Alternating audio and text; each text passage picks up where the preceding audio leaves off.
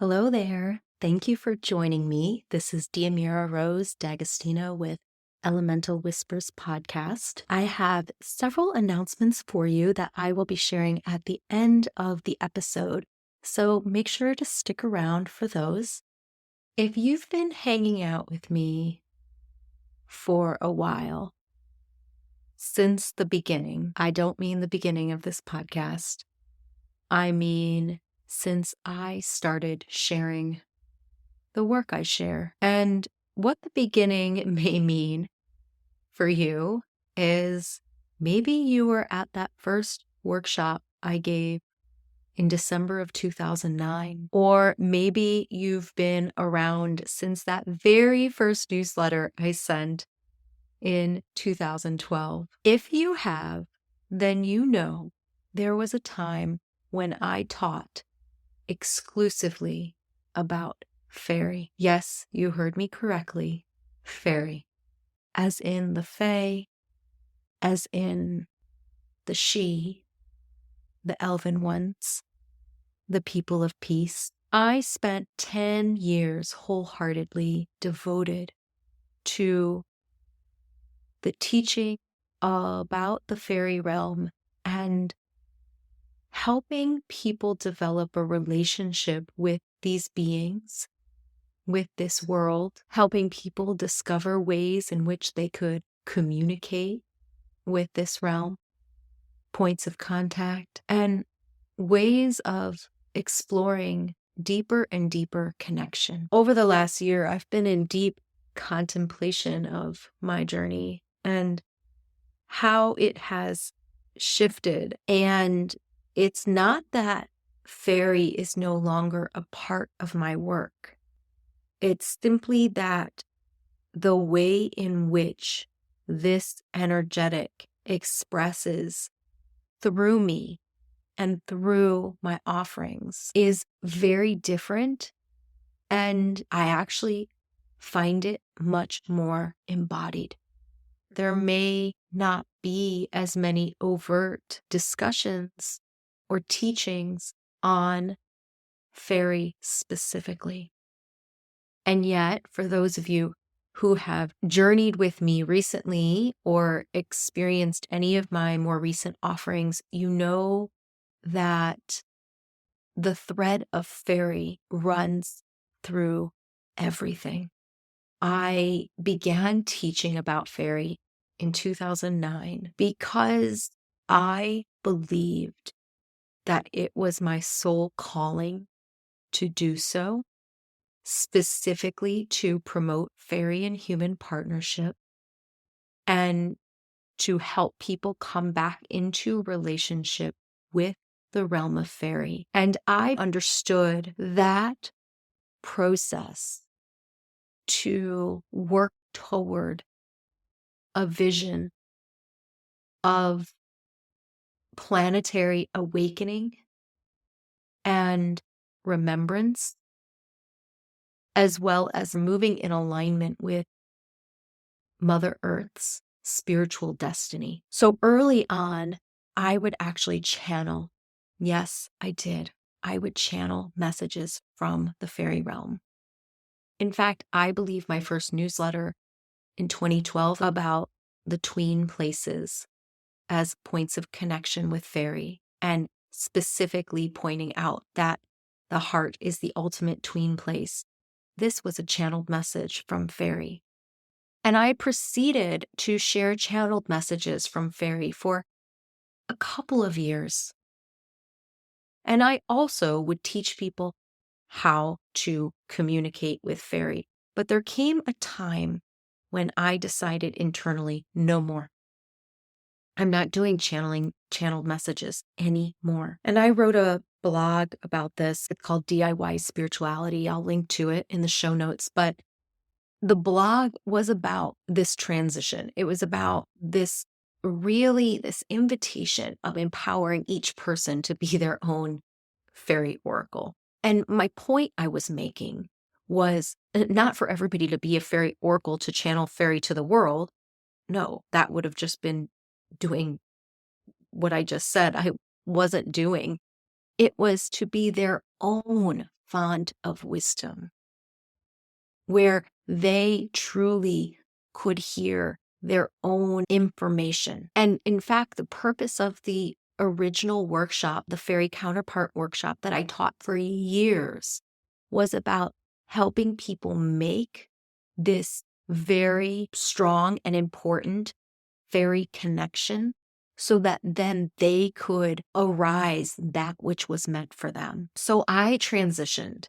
And while I had always taught people how to connect with fairy, how to communicate with this realm, now it was like this line in the sand around, okay, I'm not going to channel fairy messages anymore. I am not your fairy oracle. I am not your psychic conduit. You need to take back your own power and discover this channel of communication yourself. So that was my phase 1 shift. It was moving from channel to truly standing in this firm line or this firm footing around, I'm not here to channel. I am here to help others discover their own connection. I developed a curriculum that was housed within a mystery school. I guided a number of trips overseas to lands whose spirits called me to bring a group of people so that we could work co-creatively with the energies there and learn and discover and experience and be a blessing, be of service.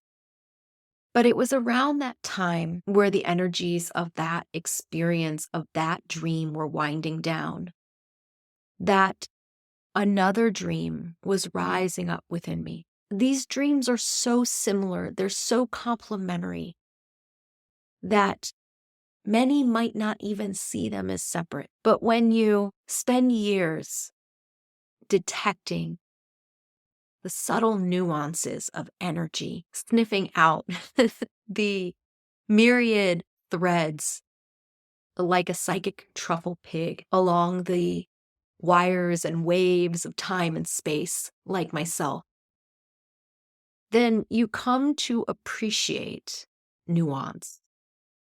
And I've come to respect nuance as actually making all the difference. And for me, that next iteration was and is New Avalon. New Avalon is both my home, it is the multi-realm, multi-dimensional community that I co-create, and it is what holds the body of my work and what has allowed me to truly move from teaching about fairy to honoring and acknowledging myself as fairy. It has essentially been the fairy cradle that has held me as I've gone through this metamorphosis of expression, this mythic embodiment of this work and of the medicine of fairy. So I'm going to back up for just a moment and circle back to that 2019-2020 period was the time when I came out of the fairy closet. Prior to that, I did not publicly share that I was fairy. Why? Because I felt like this work, it was important to me that this work be taken seriously and that it not be placed in this category of woo-woo, make-believe, let's hop around with fake wings and pretend we're fairies. The second reason was because I truly did not want this work to be about me. I did not want to be the circus act or the fairy guru, right? the human walking fairy. I did not want this work to be about me. And I felt that if I were to lead with that story of I'm Faerie and I'm going to teach you how to connect with Faerie, I felt that some of this work would have gotten lost and people might not have been able to see the forest for the trees. I didn't want that declaration and truth to detract or distract from this work. I wanted this work to just be purely focused on what it was. And I didn't think it mattered. And there are a number of other reasons that have to do with privacy and what felt tender and intimate to me and what felt like it was part of my very personal story, but not one that I wanted to publicize. What's interesting is, we all have this threshold, right? And so many people are even afraid of sharing with their family about their spirituality or what their interests are in terms of this work. I was out there for the most part, teaching and sharing on social media and whatnot. I wasn't hiding per se, but where I drew the line was sharing that I was actually Faerie. And for those of you who are interested in what I'm talking about, like maybe you're hearing me say this for the first time and because you've just recently found my work and you're like, whoa, your brain is glitching. You're like, what is she talking about? Is she for real? I thought this chick was grounded. I thought this chick was, sharing something that I was interested in. But listen, if you want to hear or read about that journey and that story, I share that really fully in my book, Initiation, My Fairy Soul Awakening. It's a magical memoir where I detail that journey. And it's a very entertaining read. So have a look. You can learn more about this journey that I'm talking about. But suffice it to say that I've had remembrances of my mythic roots. One of those rooted mythic identities for me is Faerie. I've had a soul remembrance of that. And it happened a really long time ago, very early in this work. And it was honestly what contextualized a lot of the work for me. But I never felt that sharing publicly, owning what my own personal connection to Faerie was an important part of the story. And then there came a time where I couldn't hide it any longer. It was time to allow this to come out. And for those of you that know, in 2020 is when I actually wrote that memoir. It wasn't published until the beginning of 2022, but I wrote it in 2020. And I began coming out of the fairy closet. So that was my transition point in this work. And over the next few years, it truly was New Avalon that allowed me to take that ownership of who I am, to allow the light, that fairy medicine light within my soul, to pour into myself and fill me up and fill me out. I'm seeing like liquid, molten crystal being poured into a mold, the mold that is me. And in this metaphor, that liquid, molten crystal is my fairy essence. It was like I finally gave it space to express within me fully. No longer did I have to walk around under the guise of, I'm not going to share who I really am, but here I'm going to teach about these beings. Something happened. Some alchemy took place over those years, those last few years, where the mystery school was completing 2018, 2019. And then that transition year of 2020, 2021, something started to take place. Once I set my fairy soul free, that medicine within me just moved deeply through me across time and space and became me and embodied to such a degree that I no longer felt that I had to carry forward the burden of teaching about fairy. I could if I wanted to, if it brought me joy, but I didn't have to.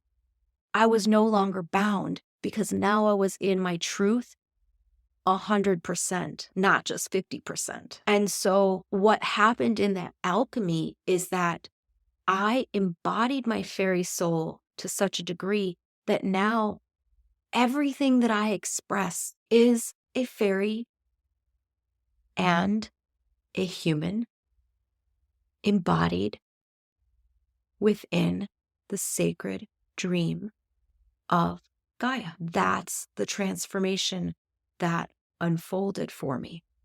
And it was New Avalon that held me in that transformation. So going back to New Avalon now, some of you are probably very familiar with New Avalon that I've spoken to a lot before. If you're familiar with my work, of course you know. And some of you may not know what I'm talking about.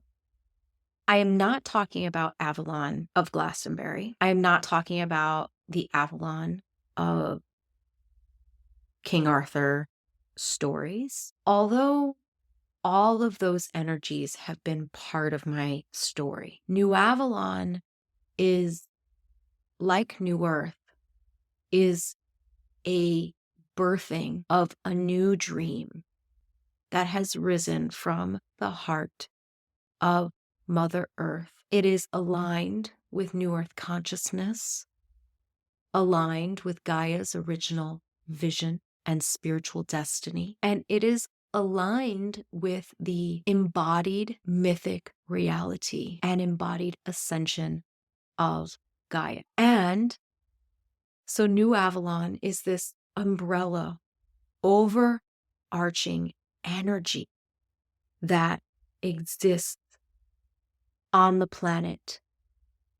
It is a dream energetic that is about coming into relational awareness and deep sacred communion and partnership with the holy forces of Gaia's sacred ecology. That include humanity, yes, the physical and visible and seen world of the plants and trees and animals and mineral kingdoms, but also with the vast, diverse ecology, the spiritual ecology, those layers and bands of life that exist and are part of this planet that are largely unseen by most and unknown by most. And I'm talking about the invisible forces, the titanic forces, the elemental forces, the spirits of nature, but also the Fae, the elven ones, the She, the dragons, the Mer, the Sasquatch. This planet is diverse beyond imagination. And it's not about knowing with our mind all of these walks of life, but about coming back into relationship with the heart of the ancient forest.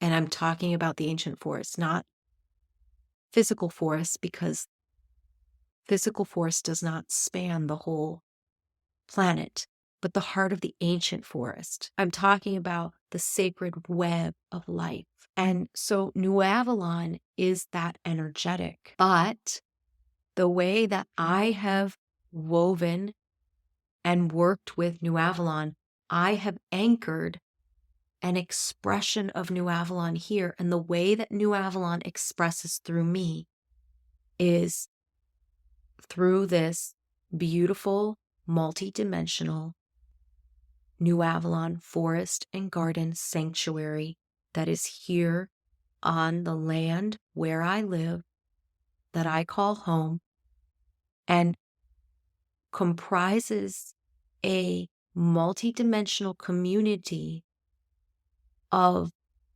beings and spirits that are keen to co-create and correlate and experiment and learn with one another and with humans. And so now much of my work has this frequency of New Avalon flowing through it. Even if people don't come physically here to experience New Avalon, these energies are the threads that I co-weave to create many of my offerings. And I have also decided that it is time to allow people to come here to experience the healing of these energies through private retreat. If that speaks to you, please be on the lookout for more information about that. These will be application and invitation only. And in addition to that, I am going to be sharing a New Avalon guardianship experience and journey. This will be a way for you to become a guardian of New Avalon, not the community that I've created here, but it is through connecting with these energies that your own heart codes, allowing the New Avalon frequency to move through you and express in the world, are going to awaken and come online. And so the guardianship is actually going to be about you stewarding and tending the New Avalon in your own heart and in your own world via allowing the energies here to support, germinate, incubate, and catalyze that awakening within you. So lots and lots and lots to come around, and new developments, all kinds of new developments. So this has been my journey. This one of moving from teaching about Faerie, channeling Faerie and teaching about Faerie, to eventually owning I am Faerie. And then allowing that who I am to embody so deeply that it expresses in all I do. I'll never forget when I was closing the mystery school, I had a number of disgruntled emails I received from folks upset I was closing the school. And one of them in particular was an outcry. And they had wanted to know if I had asked the fairies if it was okay that I closed the mystery school. And folks, this is exactly the kind of thing that I'm talking about, that why I stopped channeling was because it invites people to give their power away. And the truth is that I don't need to ask the fairies, or any spirits for that matter, for permission to complete something in my life. I am my own inner authority, and I make my own choices. Do I take counsel? Of course. Do I listen to other perspectives? Usually. But ultimately, I don't need to ask the fairies for their permission, because I am Faerie. It was a creation from my own heart, and it returned to my own heart. So I hope you have enjoyed me sharing about Faerie, about my journey with Faerie. I also hope that what I've shared has inspired you to reflect on how you've refined different areas of your life, different expressions of your own work in the world. What refinements and iterations have you made? How have you been forged on the anvil of spirit over the last decade or two? I'm curious for those of you who have been with me for a long time, did you discover any surprises in this sharing? Did it drop in any pieces, fill in any holes, any clicking ins that happened? Or are you new here and it just gave you a lot to chew on? I love to hear any and all reflections and feedback. You can always drop a note in the comments of Substack, or you can also share an email with me at connect@diamurarose.com. And I also want to let you know that I have changed the dates to Sacred Sites and Quests of the Soul. I am still going to be teaching it this fall, but I've changed the dates to start October 30th. It's a 6-week online spiritual quest exploring the living mysteries of sacred sites and awakening Gaian consciousness. You can find it on my website, diamurarose.com/sacred sites. The course schedule, we're going to be meeting on Wednesdays, except the week of Thanksgiving. We'll meet on Tuesday that week. And of course, like always, all of the calls will be recorded. So if you miss them, if you're not able to attend live due to time zone, there will be recordings that will be available for the duration of the course. Thank you so very much for joining me today. And thank you for all of your support.